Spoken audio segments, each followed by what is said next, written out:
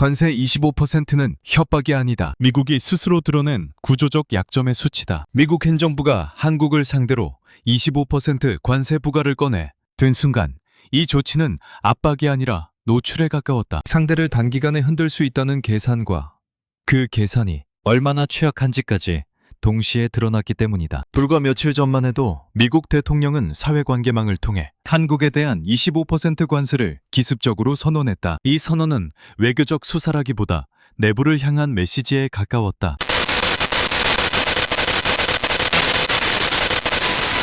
관속 이슈 확산 등으로 몰린 행정부가 눈에 보이는 성과를 필요로 했다는 점은 이미 여러 정황으로 확인된다. 문제는 그 성과의 대상이 잘못 선택되었다는 데 있다. 관세라는 도구는 상대가 대체 가능할 때 의미를 갖는다. 그러나 한국은 지금 그 범주에 속하지 않는다.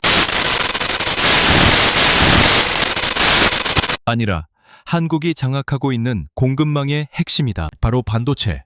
그 중에서도 AI 산업을 떠받치는 메모리 영역이다. 미국 내부의 복수 경제기관에서조차 이건 막아야 한다는 반응이 나왔다는 사실은 이 사안이 통상 분쟁의 차원을 넘어 산업 리스크로 인식되었음을 보여준다. 단순한 외교 카드였다면 국무부와 산업계 그리고 경제, 기관이 동시에 움직일 이유가 없다. 미국이 지금 집착하는 목표는 분명하다. AI, 패권이 막대한 정부 보조금을 투입하면서까지 AI 주도권을 확보하려는 이유도 여기에 있다. 하지만 AI는 선언으로 돌아가지 않는다. AI는 연산과 메모리 위에서 작동한다. 특히 대규모 모델이 요구하는 메모리 수요는 이미 여러 차례 강조되어 왔다. 이 지점에서 관세 25%는 정치적 압박이 아니라 기술적 자해로 변질된다. 한국산 메모리에 관세를 매긴다는 것은 미국 AI 산업의 원가 구조를 스스로 끌어올리겠다는 선언과 다르지 않다. 미국은 자국 내 반도체 생산을 확대하고 있다고 말한다. 그러나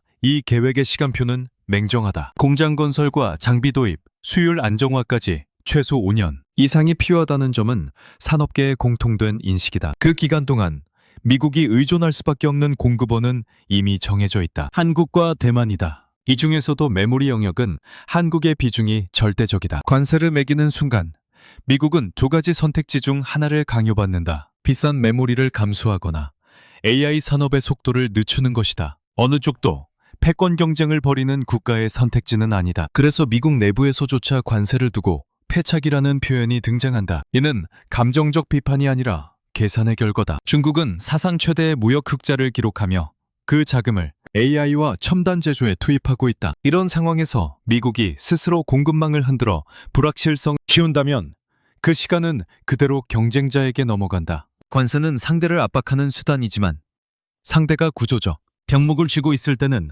오히려 협박자가 더 빨리 지친다. 더 노골적인 장면은 관세율의 비교에서 드러난다. 한국에는 25%를 말하면서 인도에는 18%, 중국에는 10%를 적용하고 유예까지 주는 선택은 표면적으로는 일관성이 없다. 그러나 구조적으로 보면 설명이 가능하다. 인도와 중국은 미국 AI 메모리 공급망의 핵심이 아니다. 한국은 다르다. 미국이 실제로 이룰 수 있는 것은 관세 수입이 아니라 AI 산업 전반의 안정성이다. 이 차이가 관세율이라는 숫자에 그대로 반영됐다. 결국 이 사안은 정치의 문제가 아니라 시간의 문제다. 미국 행정부는 단기 성과를 요구받고 있고 한국의 반도체 산업은 장기 사이클 한가운데에 있다. 삼성전자와 SK하이닉스를 중심으로 한 메모리 산업은 이미 다음 수요 곡선을 기준으로 움직이고 있다. 이 비대칭이 미국을 초조하게 만들었다. 한미 관세 협상의 잉크가 마르기도 전에 다시 압박을 가한 것도 국회 비준을 이유로 시간을 재촉한 것도 모두 이 초조함의 표현이다. 그러나 초조함은 힘이 아니다. 힘은 대체 가능성에서 나온다. 미국은 한국을 대체할 수 있는 선택지를 갖고 있지 않다. 이 사실을 가장 먼저 인식한 것은 한국이 아니라 미국의 경제기관들이었다. 그래서 보고서 한 장이 정책의 속도를 늦췄고 국무부가 나서서 동맹과 전략적 파트너십을 강조하는 발표를 하게 된 것이다. 관세 25%라는 숫자는 협박의 강도가 아니라 미국이 더 이상 밀어붙일 수 없는 선을 드러낸 지표에 불과했다. 이 선을 넘는 순간 부담은 한국이 아니라 미국 내부로 되돌아온다. AI 산업, 빅테크, 국방기술까지 연쇄적으로 영향을 받는 구조에서 관세는 통제가 아니라 혼란을 낳는. 그래서 미국은 목소리를 낮출 수밖에 없었고 형태의 신호를 준비하기 시작했다. 그 신호가 왜 안보와 조선 그리고 핵잠이라는 영역으로 이동했는지는 이미 관세가 더 이상 유효한 카드가 아니라는 사실을 스스로 인정한 결과에서 비롯된다. 이 지점에서 한미 관계는 단순한 통상 갈등을 넘어 누가 구조를 쥐고 있는가 라는 문제로 전환되고 있다. 미국 정책의 방향을 바꾼 것은 정상의 결단이 아니었다. 보고서 한 장이 워싱턴의 손을 묶었다. 이번 국면에서 주목해야 할 지점은 백악관이 아니라 미국 내부의 경제기관들과 산업 분석 보고서다.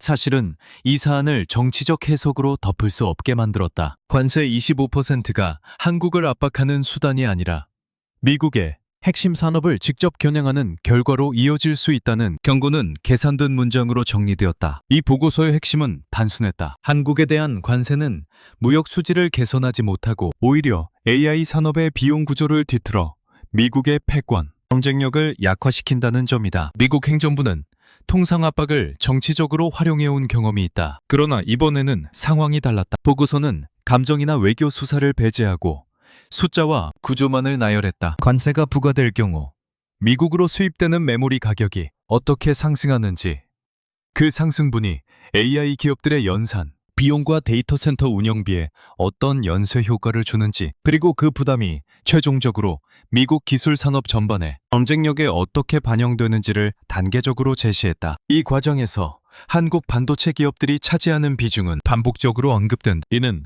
선택지가 거의 없다는 사실을 전제로 한 분석이다. 이 보고서가 불편했던 이유는 정책의 명분을 무너뜨렸기 때문이다. 관세는 원래 국내 지지층을 향한 메시지였다. 그러나 보고서는 관세가 국내 산업을 보호하기는커녕 오히려 미국 기업들의 비용을 상승시키고 중국과의 경쟁에서 불리한 위치를 자초한다고 지적했다. 특히 AI 패권 경쟁이라는 프레임 안에서 관세의 효과를 재배치한 점이 결정적이었다. AI는 미래 산업이 아니라 이미 현재의 국가 경쟁력을 좌우하는 영역으로 설정되어 있었고 그 중심에 반도체, 메모리가 있다는 점은 더 이상 논쟁의 대상이 아니었다. 보고서가 가진 또 하나의 힘은 타이밍이었다. 미국은 내부적으로 혼란스러운 시기를 지나고 있었다. 지지율 하락, 선거 패배, 사회적 갈등이 동시에 발생하는 상황에서 행정부는 가시적인 성과를 필요로 했다. 이때 등장한 보고서는 관세 카드가 성과가 아니라 정치적 결단으로 밀어붙일 경우 그 책임은 고스란히 행정부로 돌아올 수밖에 없는 구조였다. 이 때문에 보고서는 단순한 참고 자료가 아니라 정책, 리스크를 경고하는 신호로 받아들여졌다. 이 지점에서 국무부의 역할이 드러난다. 국무부는 외교적 언어를 사용하지만 동시에 산업과 안보의 연결 지점을 관리하는 부서다. 보고서가 제시한 구조적 위험은 외교 문제로 전환되었다. 한국에 대한 관세가 실제로 실행될 경우 한미 관계의 신뢰뿐 아니라 기술 안보 전반이 흔들릴 수 있다는 인식이 확산되기 시작했다. 이는 단순히 한국을 달래기 위한 논리가 아니라 미국 스스로를 보호하기 위한 논리였다. 보고서는 미국 내부의 이해관계자들을 자극했다. AI를 핵심 사업으로 삼는 빅테크 기업들은 메모리 공급의 불안정성과 가격 상승에 가장 민감한 집단이다. 이들은 이미 대규모 투자를 진행 중이며 공급망의 작은 변동도 수익성에 직접적인 영향을 미친다. 보고서에 담긴 수치는 이러한 기업들의 우려를 구체화했다. 관세는 추상적인 무역 정책이 아니라 분기 실적과 투자, 계획을 흔드는 변수로 인식되기 시작했다. 이 과정에서 미국 행정부는 선택의 폭을 잃었다. 보고서를 무시하고 관세를 강행할 경우 그 결과는 산업계의 반발과 시장의 불안으로 즉각적으로 드러날 가능성이 컸다. 반대로 속도를 늦추거나 방향을 수정할 경우 외부에는 약해 보일 수 있지만 내부적으로는 리스크를 관리하는 선택이 된다. 이 딜레마 속에서 보고서는 정책의 기준점이 되었다. 관세를 밀어붙일 수 없는 이유가 정치가 아니라 산업, 구조에 있다는 점이 명확해졌기 때문이다. 중요한 것은 이 보고서가 한국을 옹호하기 위해 작성된 것이 아니라는 점이다. 보고서는 철저히 미국의 이익을 기준으로 작성되었다. 그럼에도 불구하고 결론이 한국과의 충돌을 피해야 한다는 방향으로 귀결되었다는 사실은 현재의 공급망 구조가 어느 쪽으로 기울어져 있는지를 보여준다. 미국이 한국과의 관계를 유지해야 하는 이유는 동맹의 감정 때문이 아니라 대체 불가능한 위치 때문이다. 보고서가 제시한 구조적 제약은 정책을 선택할 때 반드시 고려해야 할 전제가 되었다. 이 전제 위에서 미국은 다른 신호를 준비할 수밖에 없었다. 않으면 안 되는 상황이 만들어진 것이다. 이 변화의 징후는 이미 외교적 언어와 산업협의의 움직임 속에서 감지된다. 문제는 이 신호가 어디까지 확장될 수 있는가다. 그리고 그 확장의 방향은 관세가 아니라 더 깊은 영역에서 결정될 수밖에 없는 구조로 흘러가고 있다. AI 100원의 병목은 알고리즘이 아니다. 메모리다.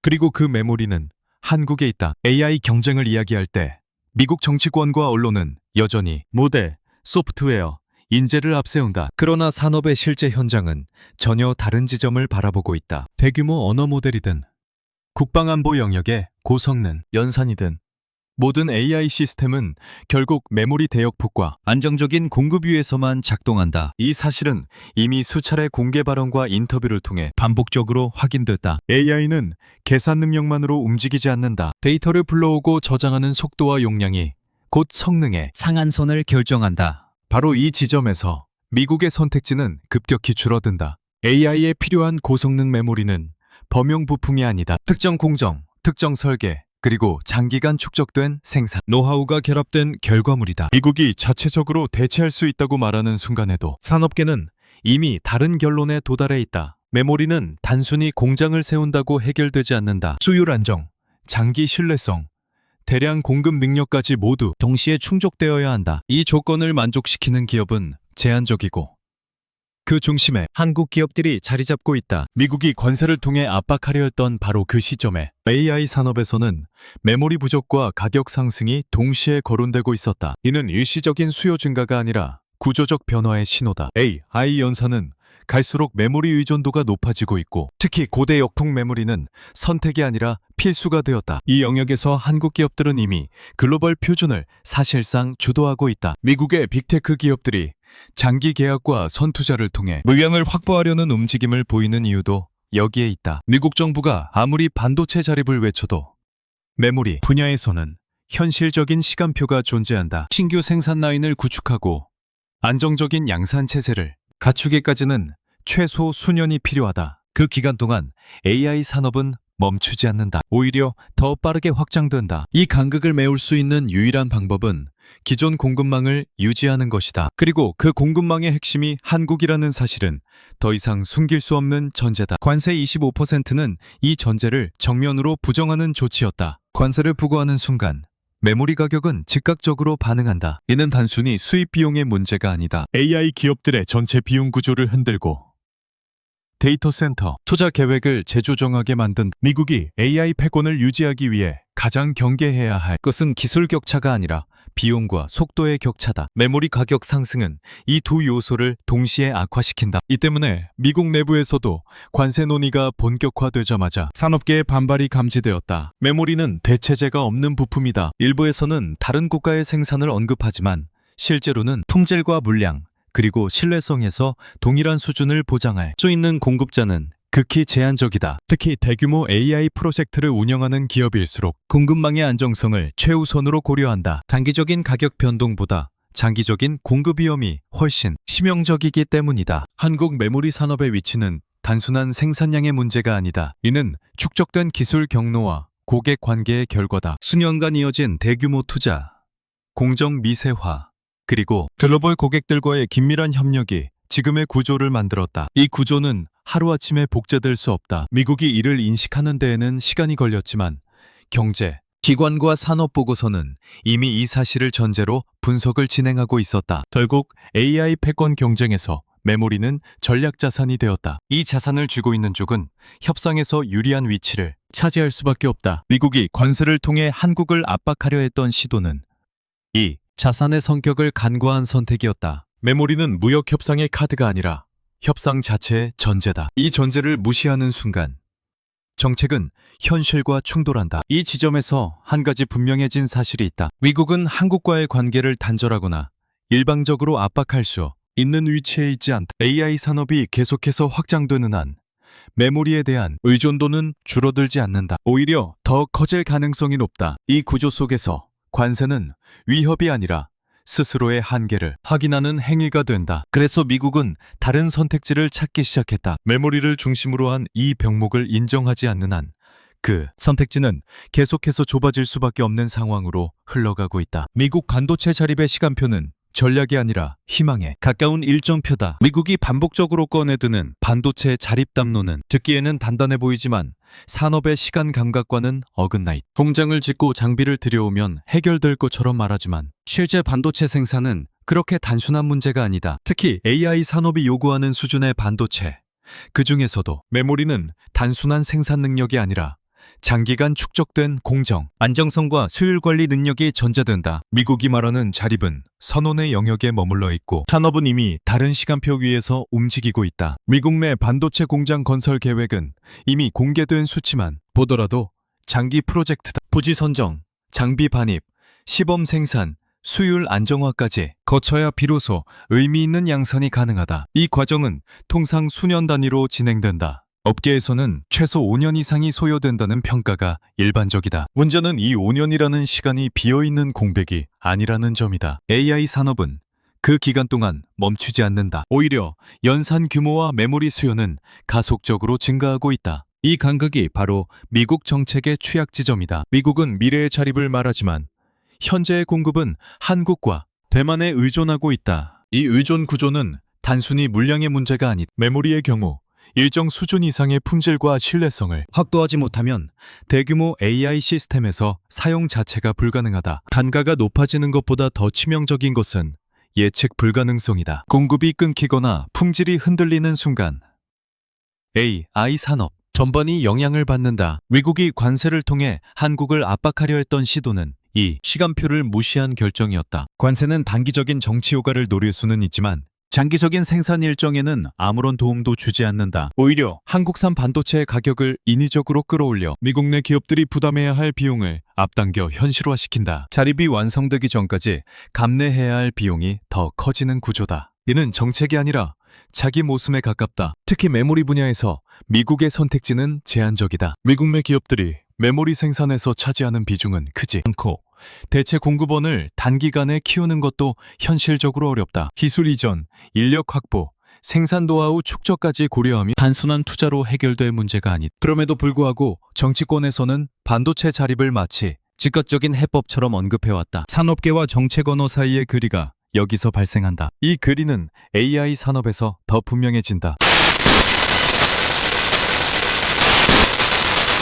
이는 곧 더 많은 메모리, 더 빠른 데이터 처리, 더 안정적인 공급을 요구한다는 의미다. 미국이 반도체 자립을 완성할 때까지 기다려줄 경쟁자는 없다. 중국은 이미 자본을 투입해 자체 생태계를 강화하고 있고 한국과 대만은 기존 구조를 기반으로 다음 세대를 준비하고 있다. 이 상황에서 미국이 스스로 공급망의 불확실성을 더하는 선택을 한다는 것은 전략적 판단이라기보다 착각에 가깝다. 미국 정책의 또 다른 한계는 비용 문제다. 자립을 위해 투입되는 보조금과 투자금은 결국 세금과 기업 부담으로 돌아온다. 여기에 관세로 인해 상승한 원가까지 더해지면 미국 AI 산업의 비용 구조는 경쟁국 대비 불리해질 수밖에 없다. 이는 단순히 기업의 이익 문제를 넘어 국가 경쟁력의 문제로 이어진다. AI 패권을 이야기하면서 동시에 AI 산업의 비용을 스스로 끌어올리는 정책은 일관성을 잃는다. 이 때문에 미국 내부에서도 반도체 자립 담론을 현실적으로 재검토해야 한다는 목소리가 나온다. 자립이 목표라면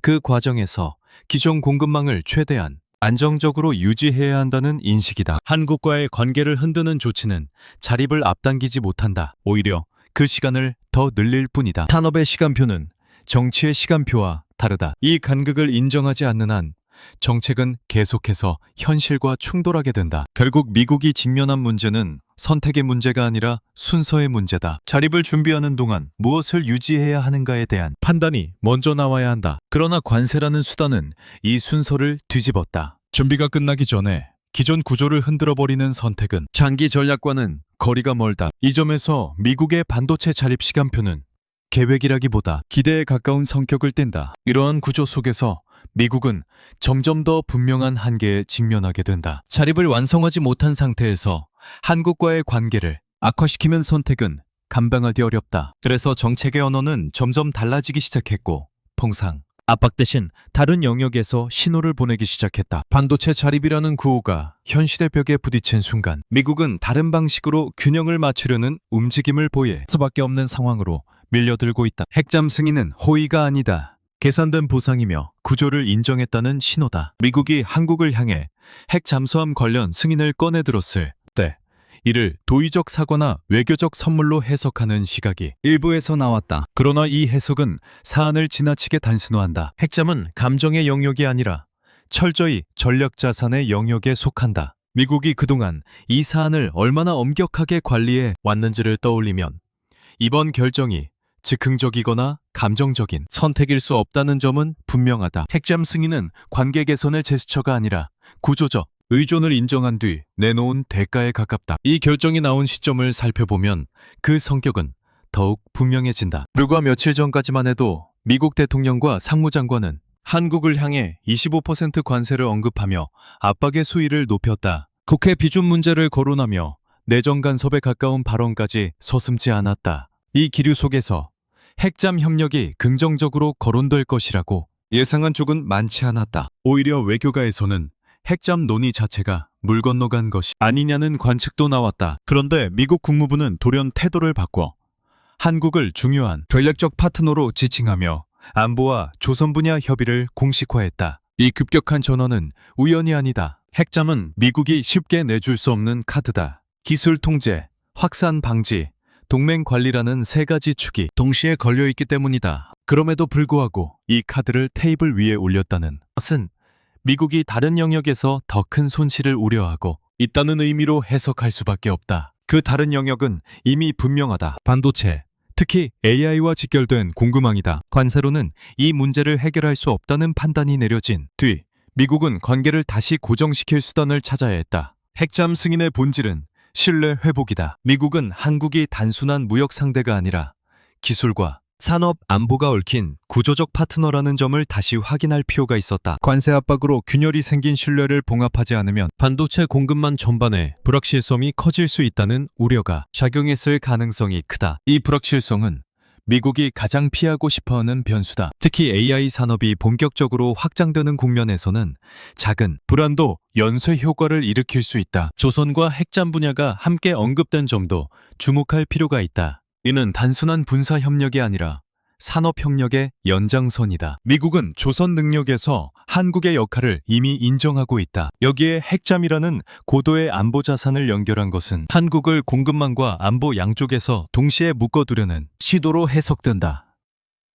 이는 미국이 주도권을 쥐고 있다는 신호이기도 하지만 동시에 한국 없이는 그림이 완성되지 않는다는 고백이기도 하다. 중요한 것은 이 과정에서 한국의 위치가 바뀌었다는 점이다. 과거에는 미국이 조건을 제시하고 한국이 선택하는 구조였다면 지금은 미국이 관계 유지를 위해 무엇을 제공할 수 있는지를 계산해야 하는 국면으로 이동하고 있다. 핵잠 승인은 이 변화의 상징적인 사례다. 이는 일방적인 양보가 아니라 균형을 맞추기 위한 거래다. 미국은 반도체와 AI 공급망에서 한국의 협조를 필요로 하고 있고 그 협조를 안정적으로 유지하기 위해 안보 영역에서 신뢰를 재확인할 필요가 있었다. 이 결정은 일본과의 비교에서도 의미를 갖는다. 일본은 미국과 긴밀한 동맹 관계를 유지하고 있음에도 불구하고 핵심 기술과 안보 자산의 이전에서는 항상 한계에 부딪혀왔다. 반면 한국은 반도체라는 대체 불가능한 영역을 쥐고 있다. 이 차이가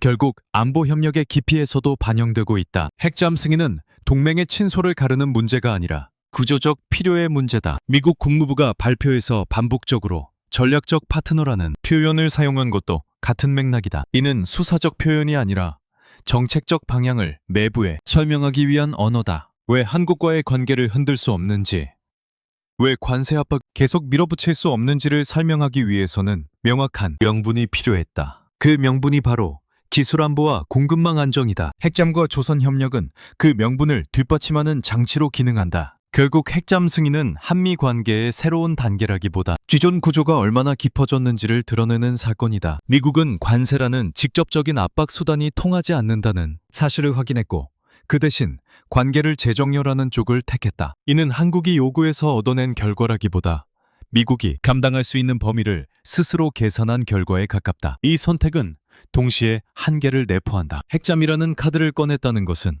그만큼 다른 압박, 수단이 줄어들고 있다는 의미이기도 하다. 미국은 관계를 유지하기 위해 더 많은 영역에서 협력과 보상을 고민해야 하는 위치로 이동했다. 이 변화는 단기적인 외교 이벤트로 끝나지 않는다. 공급망과 안보가 맞물린 구조 속에서 한국의 위치는 더 이상 주변적인 동맹이 아니라 핵심 축으로 고정되고 있다. 이 축을 중심으로 미국의 다음 계산이 어떻게 전개될지는 아직 완전히 드러나지 않은 상태로 남아있다. 일본의 선택은 불운이 아니다. 구조를 오판한 결과다. 미국과 한국의 관계가 공급망과 안보를 축으로 재정렬되는 동안 일본은 전혀 다른 방향에서 움직였다.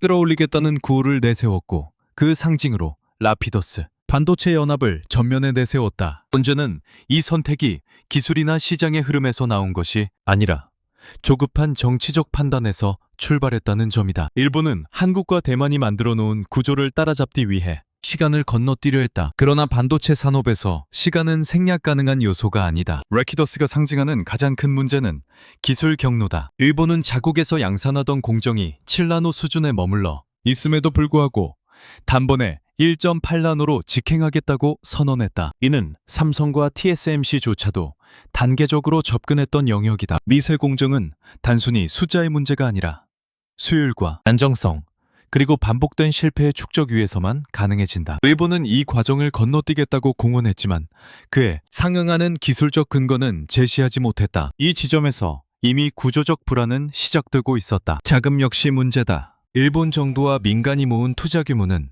거창한 목표에 비해 턱없이 부족하다. 조조엔 단위의 투자가 언급되지만 글로벌 반도체 경쟁에서 요구되는 자본 규모와 비교하면 제한적이다. 특히 최첨단 공정에서는 장비, 인력, 연구개발 비용이 동시에 폭증한다. 삼성과 TSMC가 이 구간에서 성공할 수 있었던 이유는 단순히 돈을 많이 썼기 때문이 아니라 장기간에 거쳐 일관된 투자와 실패를 감내했기 때문이다. 일본의 투자는 그 축적을 대체하지 못한다. 더 근본적인 문제는 고객 구조다.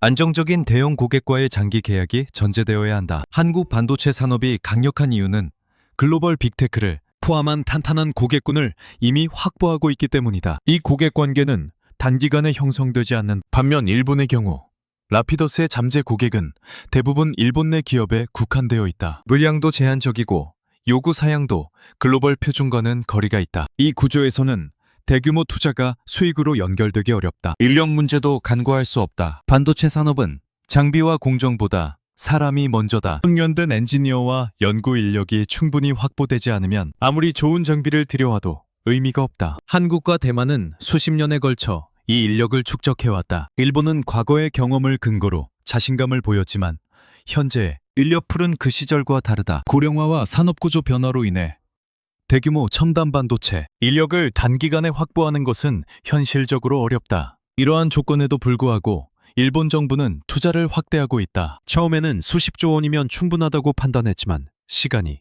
지날수록 추가 투입이 불가피해졌다. 이는 초기 계산이 잘못되었음을 스스로 인정하는 과정이기도 하다. 문제는 이 추가 투자가 구조적 한계를 극복할 수 있는 방향으로 쓰이고 있는지 여부다. 단순히 돈을 더 붓는다고 해서 기술 경로, 고객 구조, 인력 문제가 동시에 해결되지는 않는다. 오히려 손실이 누적될 가능성이 커진다. 외신들이 일본의 반도체 전략을 두고 도박이라는 표현을 사용하는 이유도 여기에 있다. 이는 일본을 비하하기 위한 수사가 아니라 구조적 위험을 지적하는 평가다. 특히 한국과 대만이 이미 다음 세대를 준비하고 있는 상황에서 일본이 뒤늦게 판에 뛰어들어 판을 뒤집겠다는 발상 자체가 무리라는 분석이다. 시장은 기다려주지 않는다. 반도체 수요는 이미 증가 국면에 진입했고 공급망은 기존 강자 중심으로 재편되고 있다. 일본의 또 다른 오판은 한국을 견제하면 기회가 생길 것이라는 기대였다. 미국을 상대로 로비를 시도하고 한국 반도체를 견제하려는 움직임을 보였지만 이는 구조를 읽지 못한 선택이었다. 한국 반도체의 가격이 올라가면 일본도 피해를 본다. 일본 산업은 이미 한국산 메모리에 깊이 의존하고 있기 때문이다. 견제는 대안이 있을 때 의미를 갖는다. 일본에는 그 대안이 없다. 결국 일본의 문제는 기술 격차 그 자체보다 판단 구조에 있다. 단기간에 결과를 내야 한다는 정치적 압박, 과거의 성공, 경험에 대한 과도한 신뢰, 그리고 글로벌 시장에 대한 오해가 겹쳤다. 이 조합은 반도체 산업에서 가장 위험한 형태다. 한국과 대만은 이와 반대의 길을 걸어왔다. 느리더라도 축적을 택했고 시장과 고객을 중심에 두었다. 이 차이는 시간이 지날수록 더 벌어진다. 일본이 아무리 투자를 늘려도 구조가 바뀌지 않는 한 결과는 제한적일 수밖에 없다. 반도체는 선원으로 추격할 수 있는 산업이 아니다. 이미 형성된 생태계는 쉽게 흔들리지 않는다. 이 생태계의 중심에 한국이 있다는 사실은 일본의 선택이 왜 점점 더 무거운 부담으로 돌아오고 있는지를 설명한다. 이 부담을 어떻게 처리할지에 대한 답은 아직 나오지 않았다. 삼성의 80% 가격 인상 통보는 협상이 아니다. 권력 행사다. 삼성전자가 주요 고객사에 반도체 가격을 80% 인상하겠다는 통보 형식의 문서를 발송했다는 사실은 단순한 가격 조정 소식이 아니다. 이 통보가 갖는 의미는 숫자보다 형식에 있다. 협상이 아니라 통보다. 반도체 산업에서 이 방식은 아무 때나 등장하지 않는다. 공급이 절대적으로 부족하고 공급자가 시장의 주도권을 완전히 쥐었을 때만 가능한 선택이다. 이는 삼성전자가 현재 어떤 위치에 서 있는지를 가장 노골적으로 보여주는 장면이다. 통상적인 반도체 거래에서는 고객별로 가격이 다르게 책정된다. 물량이 많을수록 장기 계약일수록 더 유리한 조건을 받는 것이 일반적이다. 삼성과 SK하이닉스 역시 고객을 등급별로 나누어 관리해왔다. 글로벌 빅테크와 같은 최상위 고객은 안정적인 물량과 상대적으로 유연한 가격을 보장받고 그 외 고객들은 상황에 따라 조건이 달라진다. 그러나 이번 통보는 이 관행을 일정 부분 무력화했다. 가격을 협의하지 않고 일방적으로 올렸다는 점에서 시장이 정상적인 협상 국면을 이미 벗어났음을 시사한다. 이러한 통보가 가능했던 배경은 명확하다.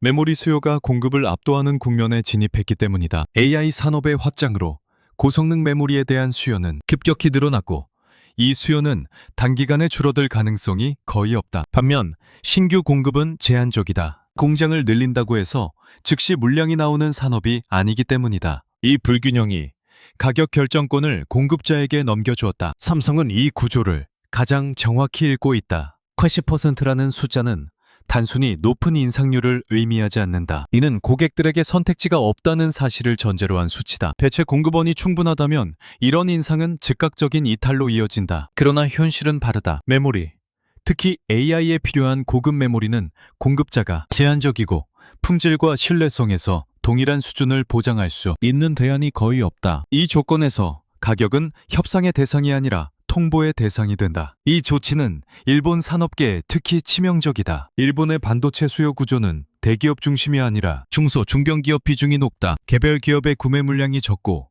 장기 계약으로 보호받는 경우도 많지 않다. 공급이 부족한 국면에서는 이러한 기업들이 가장 먼저 불리한 조건을 감당하게 된다. 삼성의 가격 인상 통보는 일본 기업들로 하여금 선택의 여지를 거의 남기지 않는다. 가격을 받아들이거나 생산 계획을 조정해야 한다. 어느 쪽도 쉬운 선택은 아니다. 미국과의 대비도 분명하다. 미국의 빅테크 기업들은 막대한 물량을 한 번에 소화할 수 있고 장기 투자와 선구매를 통해 일정 부분 방어가 가능하다. 반면 일본 기업들은 그런 구조를 갖고 있지 않다. 이 차이는 같은 가격 인상이라도 체감 충격을 다르게 만든다. 일본 산업계 전반에 메모리 가격 상승이 구조적 부담으로 작용하는 이유다. 과거 반도체를 생산하던 일본이 이제는 가격 풍부를 받는 위치로 이동했다는 사실은 상징적이다. 중요한 것은 이 가격 인상이 일시적인 현상이 아니라는 점이다. 외신에서는 삼성의 슈퍼사이클이 최소 수년간 지속될 가능성을 언급하고 있다. 이는 단기 수급 불균형이 아니라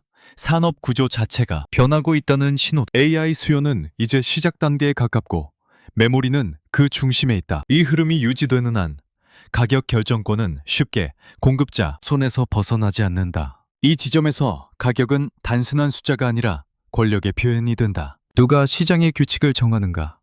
누가 조건을 제시하는가의 문제다. 삼성의 통보는 이 질문에 명확한 답을 내놓는다. 지금의 메모리 시장에서는 공급자가 규칙을 만든다. 그리고 그 공급자의 중심에 한국 기업이 있다. 이는 협상 테이블 위에서의 우위가 아니라 구조적 우위다. 이러한 상황은 미국과 일본 모두에게 부담으로 작용한다. 미국은 AI 산업을 유지하기 위해 한국산 메모리를 계속 필요로 하고 일본은 자국 산업을 지키기 위해서라도 그 가격을 감당해야 한다. 두 나라 모두 대체 수단을 충분히 갖고 있지 않다. 이 점에서 가격 인상 통보는 단순한 생업적 결정이 아니라 공급망의 힘의 균형이 어디에 있는지를 드러내는 사건이다. 삼성의 선택은 시장을 시험하는 성격도 갖는다. 어디까지 가격을 올려도 수요가 유지되는지, 지점에서 저항이 발생하는지를 확인하는 과정이다. 그러나 이 시험의 전제는 이미 깔려 있다. 공급이 부족하고 수요가 견고하다는 사실이다. 이 전제가 무너지지 않는 한 가격 통보라는 방식은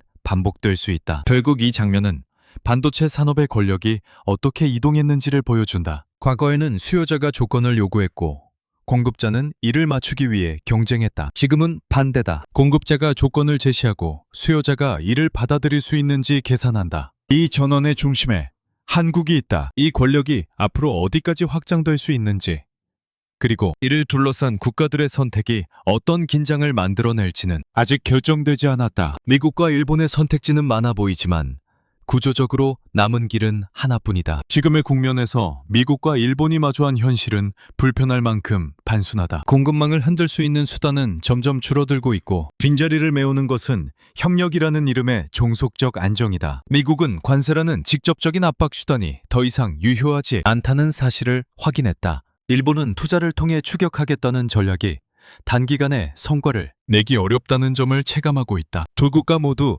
다른 선택지를 검토하고 있지만 구조는 이미 방향을 정해놓았다. 미국의 경우 선택의 핵심은 속도다. AI 패권 경쟁은 장기 계획이 아니라 현재 진행형의 경쟁이다. 공급망의 작은 불안도 즉각적인 비용 상승과 일정 지연으로 이어진다.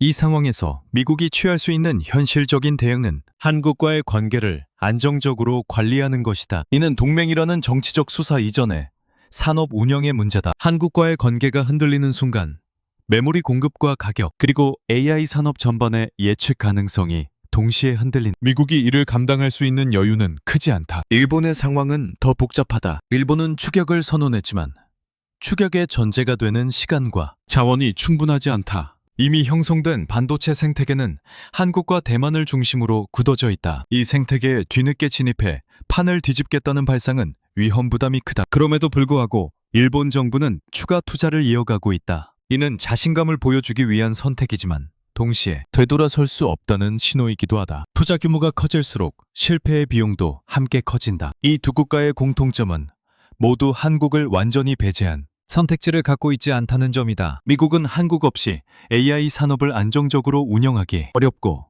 일본은 한국 없이 자국 산업을 유지하기 어렵다. 이 구조에서 한국은 더 이상 중간에 끼인 조정자가 아니다. 공급망의 핵심 축으로 자리 잡은 상태다. 이 위치는 외교적 수사로 얻어진 것이 아니라 오랜 기간 축적된 산업 구조의 결과다. 흥미로운 점은 이 상황이 한국의 즉각적인 부담으로만 작용하지 않는다는 것이다. 권력이 집중된다는 것은 동시에 책임과 압박도 커진다는 의미다. 공급망의 중심에 있다는 사실은 선택의 자유를 넓히기도 하지만 잘못된 판단이 파급 효과를 낳을 가능성도 함께 키운다. 그러나 지금까지의 흐름을 보면 한국 반도체 산업은 균형을 비교적 맹정하게 관리해왔다. 가격 인상, 공급 조절, 고객 관리 모두 감정이 아닌 계산의 기반에 이루어졌다. 미국과 일본은 이 계산을 바꾸기 어렵다. 미국은 단기적인 정치 압박을 넘어서 산업 현실을 받아들일 수밖에 없고 일본은 장기적인 보전을 선택했지만 그 결과가 불확실하다는 사실을